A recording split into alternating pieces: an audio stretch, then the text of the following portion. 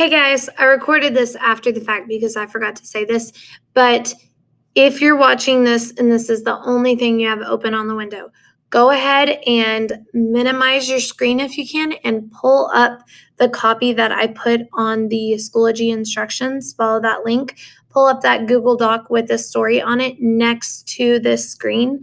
You will be answering questions during this puzzle, but you also need to follow along and highlight on your own copy. I'm sorry. I don't want you to have to do that, but I didn't have a better way to do this. I need you to be annotating with me, but I also want you to see what I am annotating. Okay. So pull up a dual screen, have this open, minimized on one, and skinny, and then have the Google Doc open and skinny over here where you can highlight it. Okay. I hope that works without too much of an issue. If not, you're just going to have to go back and highlight it. Unless some of you, I don't even want you to print it. I hope it works. Good luck. Please let me know how it does work. If it's too complicated, let me know. We'll try to figure something else out. Hey guys, it's me, your favorite crazy-haired coffee-drinking English teacher, back to read you part 1 of The Legend of Sleepy Hollow. Now, keep in mind this is a Newsela version. I put that up here at the top. Newsela is this wonderful website that gives you articles and books and all sorts of things. So this is a shortened, simplified version. When you get to college or if you ever just want to read this story on your own, this is a simplified version. That being said, the work is not simplified, just the text itself, so we can get through it pretty quickly. Okay? So here we go with The Legend of Sleepy Hollow Part 1. As we start, I forgot to say, sorry. As we start this, we are going to be twisting it. That is today's assignment. Remember, you did twist a couple weeks ago. I posted the link to the video before this. So if you need a reminder on what twist is, go back and watch that video, please. Twist stands for tone, word choice, imagery, style, and theme. And I have posted the links back below, but please, please, please go back and reference that before you start this if you need to. Okay. We have our little editor's note here. It's just basically telling you what it's about, telling you about Washington Irving, but we talked about him yesterday. And that the setting of this story is in Tarrytown, New York. It's about a man named Ichabod Crane. He is a superstitious schoolmaster or a teacher. And he takes a particular liking to one of his pretty female students. Okay.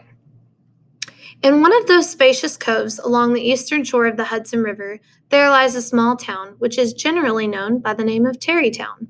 This name was given, we are told, in former days by the good housewives of the town next over. Their husbands were said to tarry, or linger, about the village tavern on days when they traded in the town market. Be that as it may, I do not vouch for the fact, but merely state it for the sake of being precise and accurate.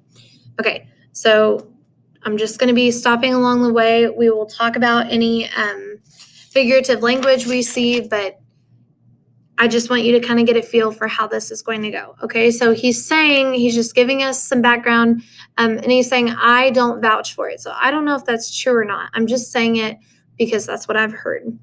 And so I'm going to try to be as precise and accurate as I can. This is just kind of a trait of Washington Irving when he wrote. He liked to write as if he were talking directly to you. Okay, so that's why it says that. Not far from the village, perhaps about 2 miles, there's a little valley among the hills, which is one of the quietest places in the whole world. A small brook glides through it, murmuring just enough to lull one to sleep. The occasional whistle of a quail or the tapping of a woodpecker is almost the only sound that ever interrupts the calm. I remember that, when I was a young man, my first attempt at squirrel shooting was in a grove of tall walnut trees that shade one side of the valley.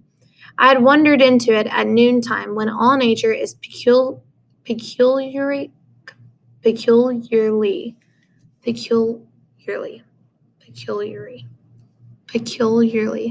I literally, guys, practice this word. I know the word peculiarly. I just cannot say it. And I've been talking a lot today, so if you hear my list starting to come out, please don't make fun. It just happens when I'm tired, when I talk too much. Peculiarly. peculiarly quiet. Okay. Which means strangely, right? It was peculiarly quiet. I just can't say it. And was startled by the roar of my own gun. The sound broke through the stillness around me and was prolonged and reverberated by one of the angry echoes. If ever I should wish for a retreat from the world and its distractions, I know no better of a place than this little valley. Okay, time out. There was a lot going on in there. First of all, pretty much this whole thing includes imagery. So not far from the village, perhaps about 2 miles, there's a little valley. Okay, so we're going to start with 2 miles, little valley among the hills, one of the quietest places. Let's start here. A small brook glides through it, murmuring just enough to lull one to sleep. That is so specific. We can picture the brook and the hills and the valley.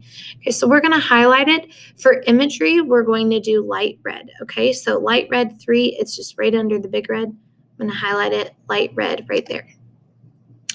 Now I'm going to highlight it for the purpose of doing so in this video. On your copy that you go along through, you'll need to highlight your own. We're going to continue on. The occasional whistle of a quail or tapping of a woodpecker, those are also just examples of imagery. So we're going to highlight that light red. And then what else do we have? Let's see. Through the murmuring, just enough to lull one to sleep. Okay. Now this part that we actually highlighted red, because it is imagery, it's a great example of it. To murmur is to kind of whisper in a way, just kind of, and in this sense, it's meaning whisper. Sometimes it can mean just like talk under your breath quietly. It's not always a good thing, but in this sense, it's like a comforting whisper. So, a brook is a small stream. It can't do that. It can't murmur. It's giving a human-like characteristic to something that is not human, which is personification. So that would be under S for style of our twist. We are going to go ahead and highlight personification, this light cornflower blue. If you would like to highlight these any other color, that's fine. I just need you to make me a key at the bottom. Okay, so if you're not using my colors, I need you to make me a key. Another thing you can do right here is if you want to highlight it all one color and then you want to put a comment, you can put a comment right there. We would actually want it on the word murmur. You can put a comment right here and put personification. Actually, that is what I would like y'all to do. I take it all back. I would like you to make a comment on whichever word you need it on. And then this right here, all of this red, we'll put a comment on here. This is imagery. So, occasional whistle of a tailor woodpecker. Okay. Comment imagery. Okay, so then when I go through, I can tell what you are actually thinking. Okay. But still use the color coding so that you don't have to type imagery on every single comment because there will be a lot of it. Oh my gosh, what happened? This, what is it doing? Okay. I think it's fine. Okay. Okay. All right. Moving on. Now that we have all of those, okay, we have the roar of my own gun. That is personification. You can just do it once. So I already did that once up there. I'm going to not change the color of the font, but highlight it. Okay, roar of my own gun. So I know that light blue color, because it was up there, is personification. Feared of a Hessian German soldier. Because of its calmness and the peculiar character of its inhabitants, who are descendants of the original Dutch settlers, this hidden glen has long been known by the name of Sleepy Hollow. Its rustic lads are called the Sleepy Hollow Boys throughout all of the neighboring country. A drowsy, dreamy quality seems to hang over the land and fill the very atmosphere. Some say that the place was enchanted by a German doctor during the early days of the settlement. Others say that an old Native American chief, the prophet or wizard of his tribe, held his powwows there before the arrival of Henry Hudson and the Europeans. Certainly the place is still under a spell of some witching power, causing the good people to walk in a continual trance. The people hold all kinds of marvelous beliefs, see visions and strange sights, and hear music and voices in the air. The whole neighborhood abounds with local tales, haunted spots, and twilight superstitions. Okay, in those, a couple of things I want to point out. Calmness, right here. We are going to highlight this light yellow. Peculiar, we want to highlight that light yellow. These right here we are highlighting because they're words that stick out and describe it to us. So you're going to want, when you're pulling out word choice, which is the second part of TWIST, right? TW, word choice, also known as diction. When you're pulling out diction, you want to choose things that let you know, that tell you about the setting, but also hint at the theme of the story, okay? So we know it's calm, peculiar place. In the next, we're going to have a lot more in the next one we'll highlight. Okay, certainly the place is under the spell of some witching power. Okay, definitely highlight that. We're talking about witches now. We're talking about the place being haunted. And it did say drowsy, dreamy quality. Yeah, we're gonna keep going. Causing the good people to walk in a continual trance. People hold all kinds of marvelous beliefs. Okay, marvelous is a good word, descriptive word. Visions, strange sights. That hints at a theme for us. Haunted spots and twilight superstitions. Definitely want to highlight those. Okay. So that is all diction for us. The dominant spirit that haunts this enchanted region is the ghost of a figure on a horseback. Okay, so again, as I'm reading through, highlight ghost, go back and highlight dominant spirit that haunts too. I'm not going to, but just so you do, I would if I were not reading this to you. The dominant spirit that haunts this enchanted region is the ghost of a figure on horseback without a head. It is said by some to be the spirit of a Hessian German soldier, whose head was carried away by a cannonball during the Revolutionary War. Ever since then, the soldier has been hurrying along in the gloom of night, as if on wings of the wind. Okay, as if on wings of the wind.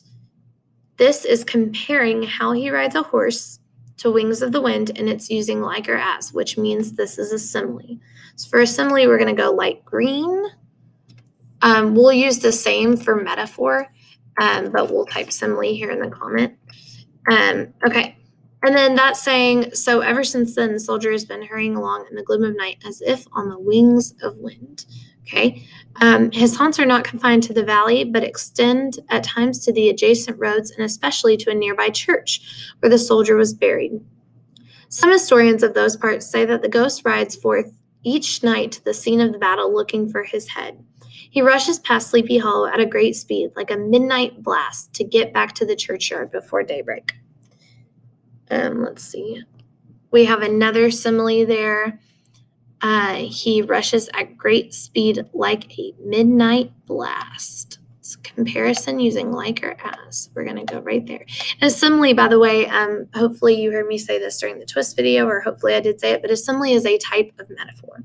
Okay, so they're both comparisons. They both share the same purpose. They just decided to make similes. They're a little bit different because they're not as definite. Metaphors, you say this is such and such. Similes, it's like that or as if it were that, but it's not. Okay, a man by the name of Ichabod Crane. This legendary superstition has inspired many wild stories in that region of the shadows.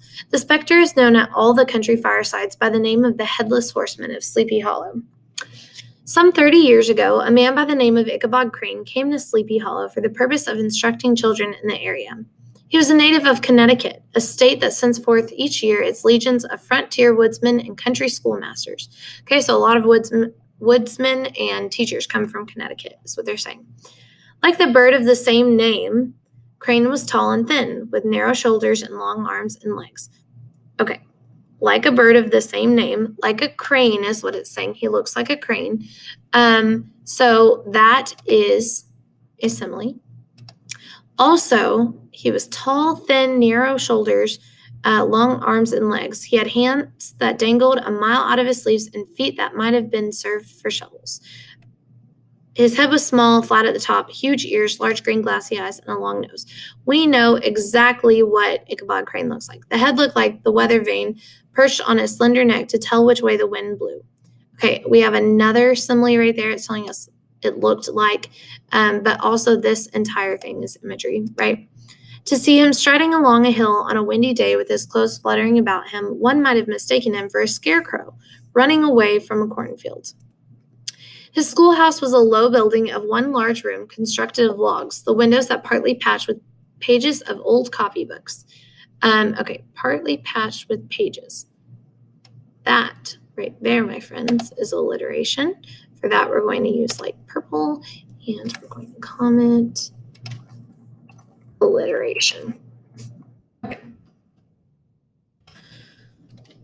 It stood in a rather lonely but pleasant place just at the foot of a woody hill, with a brook running nearby and a birch tree growing at one end of it.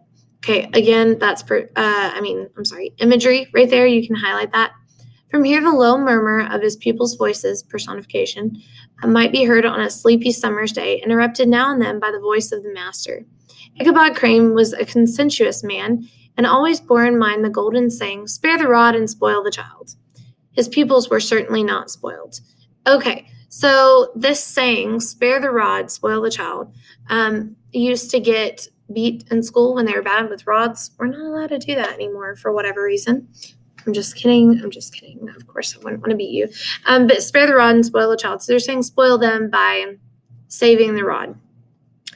He was not, however, one of those cruel rulers of the school who enjoy the pain of their pupils. On the contrary, he administered justice with fairness, taking the burden of the backs of the weak and laying it on those of the strong. He never inflicted a punishment without assuring the pupil that he would remember it and thank him for it the longest day he had to live. The comforts of the cupboard. Okay, on this one, this is our last part, our last section of the first page. Oh no, I'm so sorry. We have one more after this. Okay, we're going to keep going. When the school hours were over, Ichabod Crane was even the companion and playmate of the larger boys. On holiday afternoons, he would walk some of the smaller ones home who happened to have pretty sisters or good housewives for mothers, noted for the comforts of the cupboard. Okay, pause for a second. He would walk home with some of the smaller ones who had pretty sisters or good housewives for mothers. Okay, so he's looking for a lady. And noted the comforts of the cupboard. Have y'all heard of comfort food? Okay. It's food you like to eat. Comforts of the cupboard means that their pantry and their cupboards at the time were full of food, meaning he's very hungry and he wants to find a woman who can cook. Okay, that is his sole goal in life. Indeed, it helped him to be on good terms with his pupils. The money made from his school was small, amen, and would not have been enough to provide him daily with bread, for he was a huge eater. To support him, he was, according to country custom, in those parts, boarded and lodged at the houses of the farmers whose children he instructed. Okay, so he lived between the kids he tutored. With these, he each lived 1 week at a time, making his way through the neighborhood with his worldly possessions tied up in a cotton handkerchief. Everything he owns, he can tie up in a handkerchief. Not that much stuff, right? And he went from house to house and just lived week to week with his students. So that he may not be a burden on his rustic patrons, Ichabod Crane had various ways of making himself both useful and agreeable. He assisted the farmers occasionally in the lighter labor of their farms, helped to make hay, mended the fences, and cut wood for the winter fire.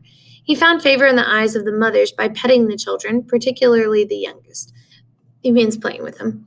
He would sometimes sit with the child on one knee and rock a cradle with his foot for whole hours altogether. In addition to his other jobs, he was the singing master of the neighborhood and earned some money by instructing the young folks on how to sing the psalms.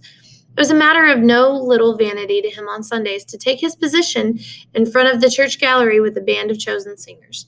His voice resounded far above all of the rest of the congregation. Thus, by doing what he could, the worthy schoolmaster got on tolerably enough and was thought to have a wonderfully easy life of it.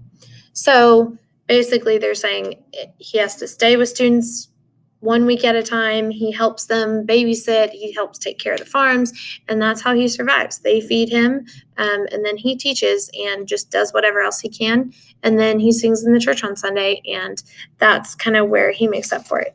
Okay, we had a lot of imagery in there. Really not too much else, though. I think we're probably good on that. Let me see in my notes here that I made.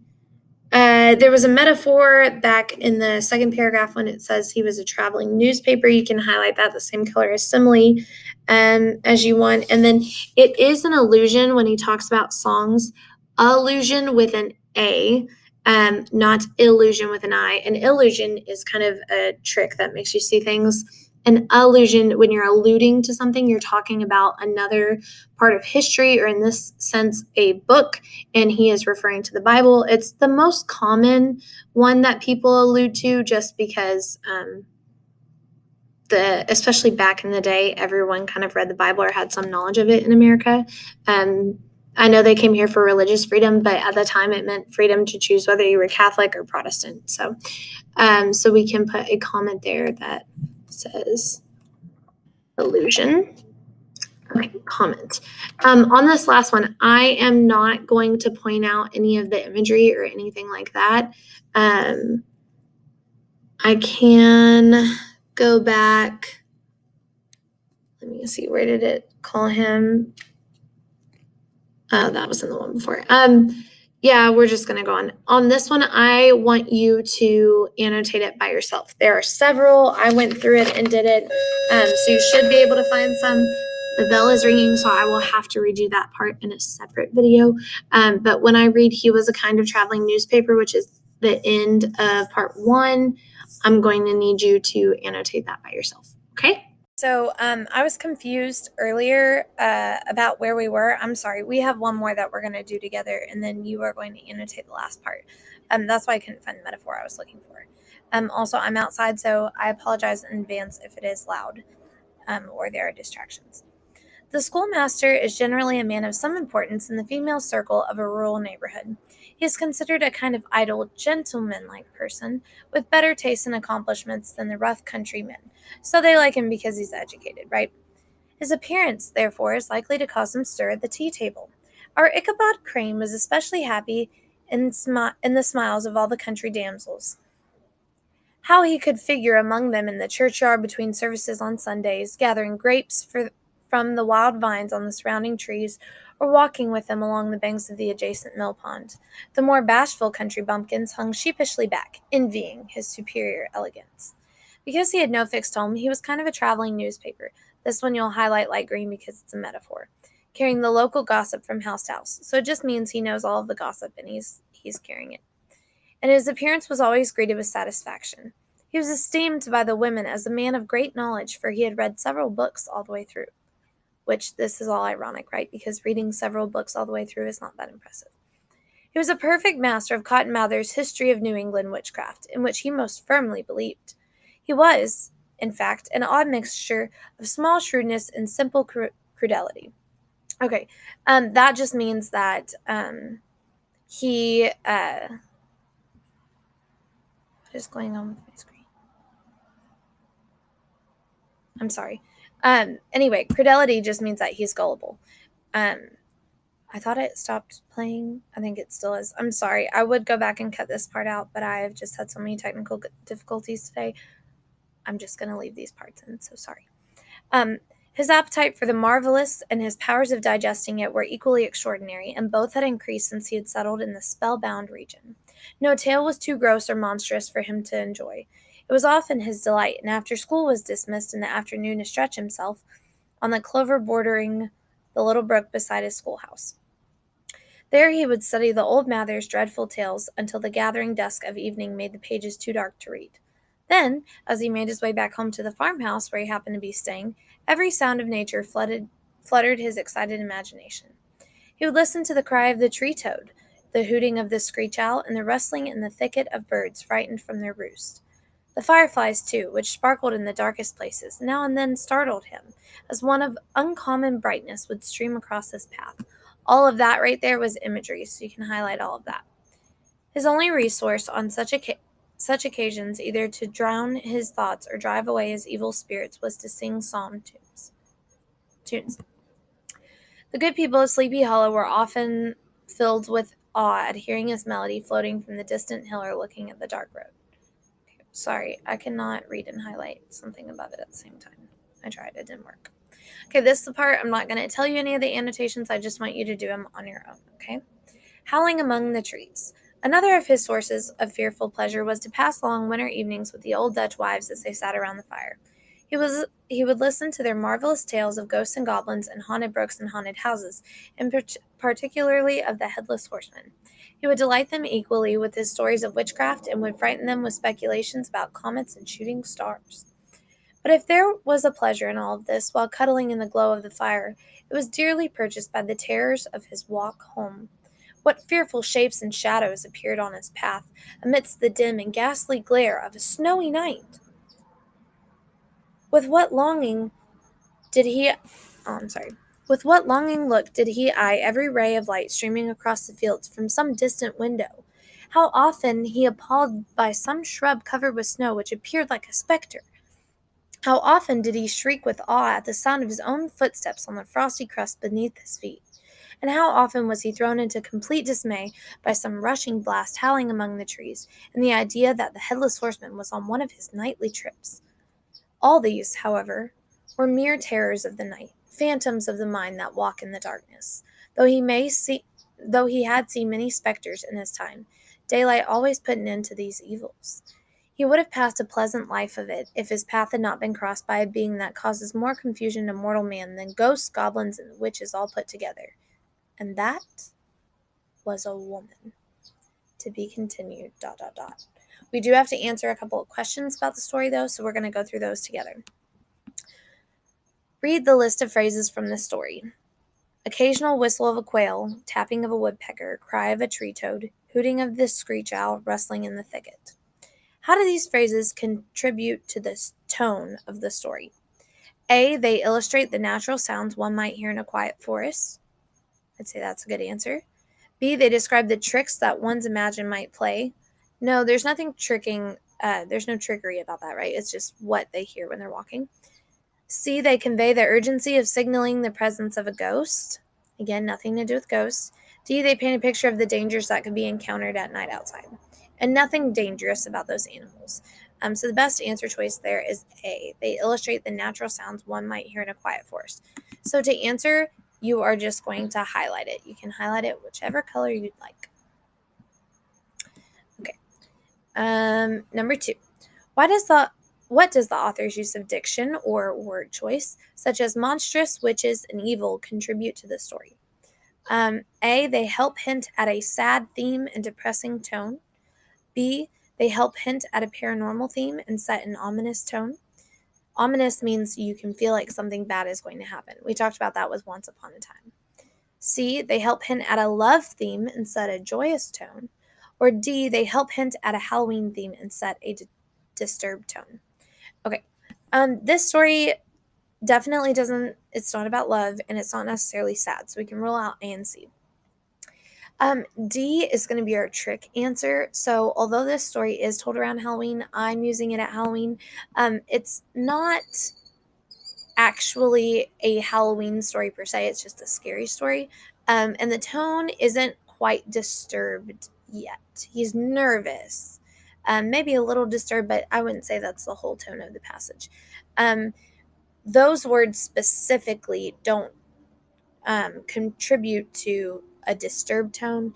They're more an ominous. Something bad is going to happen, and paranormal, right? These are all like evil beings that are not human, okay? So the best answer there is B. Number 3, which of the following is the best example of imagery used in part 1 of Sleepy Hollow?